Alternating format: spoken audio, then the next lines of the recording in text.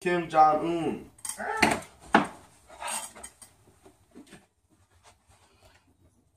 That's so lame. Who is up the bell?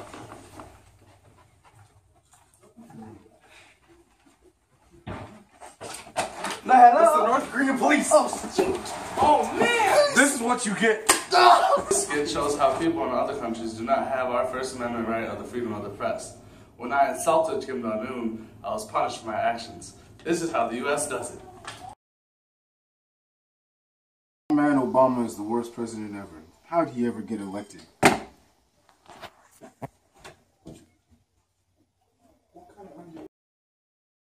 Wow, really?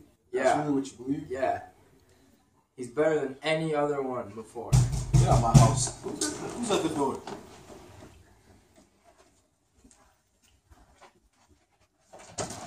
Hello? This is the police. Wait, hold on.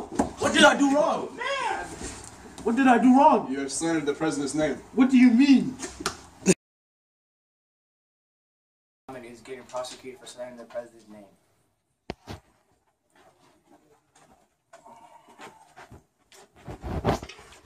I do not believe this to be true due to Muhammad's First Amendment rights of freedom of the press.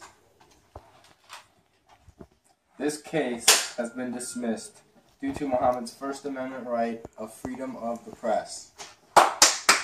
Congratulations. You did it. Freedom of the press is the right guaranteed by the U.S. Constitution to gather, publish, and distribute anything without government restrictions. However, there are some limits to this, like injury to an individual's reputation. Hi, I'm Craig, and this is Crash Course Government and Politics, and today we're going to finish up our discussion of the First Amendment, finally, by talking about everybody's favorite, the press. The First Amendment is pretty clear that Congress can't make any laws abridging the freedom of the press, and since you understand the basics of free speech, because you were paying attention, the reasons for this should make a lot of sense. But as with any discussion of the First Amendment, things aren't as straightforward as we might think, and the freedom of the press, just like the freedom of speech, is not absolute.